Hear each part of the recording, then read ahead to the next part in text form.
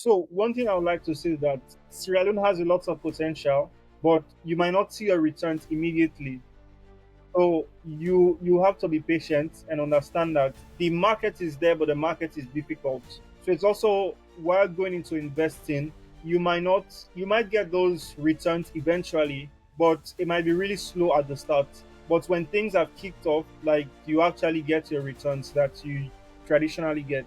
So I think that's the first advice I'll say.